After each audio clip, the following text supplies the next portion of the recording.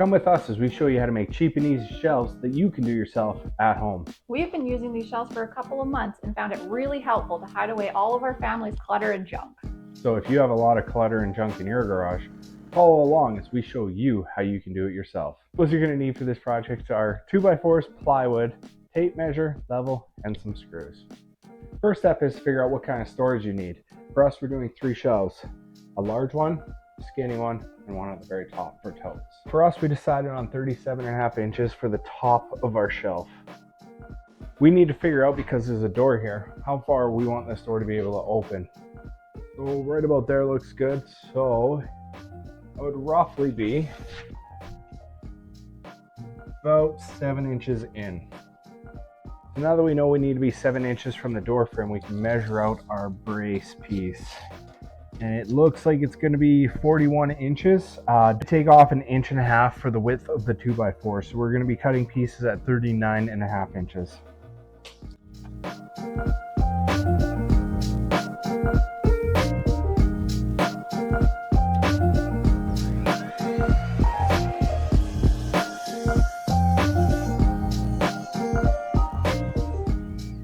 An easy trick I learned was to use your first cut piece as a template for your next cut, so they're exactly the same. Just push the blade down, keep your hands away from the trigger, punt it up against it, and you're good to go. Make sure you remove the template piece and cut.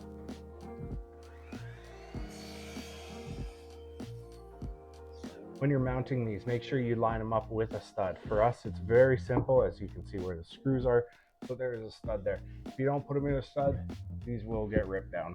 Save yourself time and hassle. You're going to want to temporarily mount your second brace piece to your first brace piece. I'll show you later on why that's important.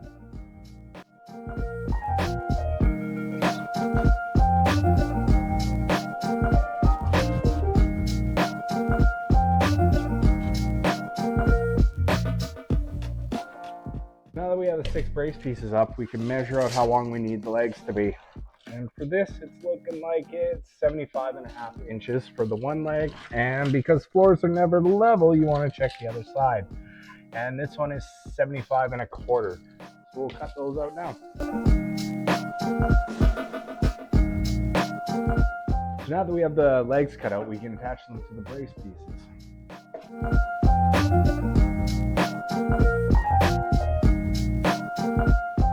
So now that we have the legs screwed in place, we need to figure out the depth that we want to make our shelves. We're just going to copy what we currently have, which is 26 inches. So we need to cut 6 brace pieces for the depth of the shelf. If you're up against the wall, you have to take away the thickness of the 2x4s. The 2x4 width is only 1.5 inches.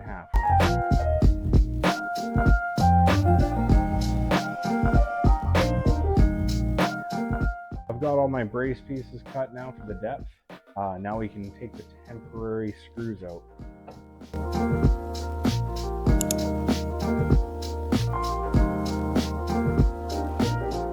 Now that that's removed, I can attach the brace pieces directly to the wall here.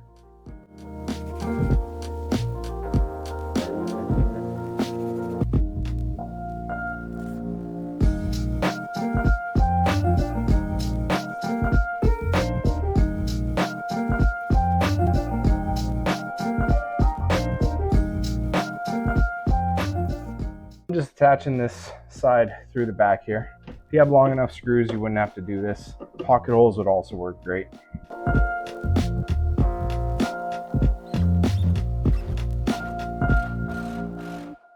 To explain an earlier part of why we loosely mounted them here, if you do that, as long as your floors aren't extremely unlevel, you don't have to check for level. These are good.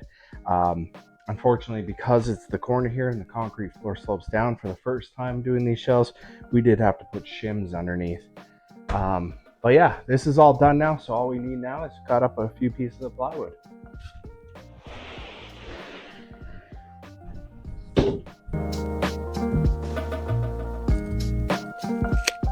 Now that it's measured out, you can use a chalk line to easily mark the whole length. If you have a straight edge that's long enough, you can use that.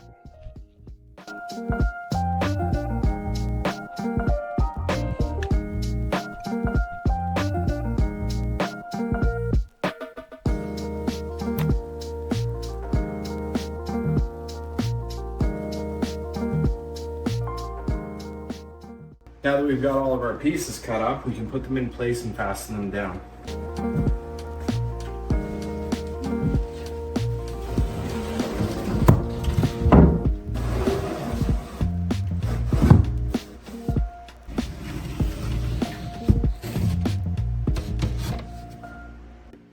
We're using 1/2 inch OSB. I recommend 3/4 inch if you're putting heavy things on them.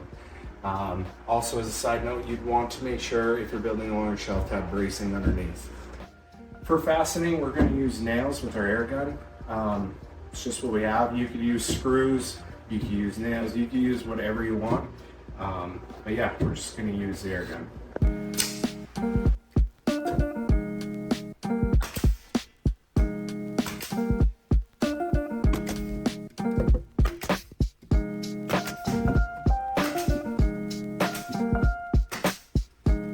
These shelves are now all completed. They're perfect for any storage needs you might have.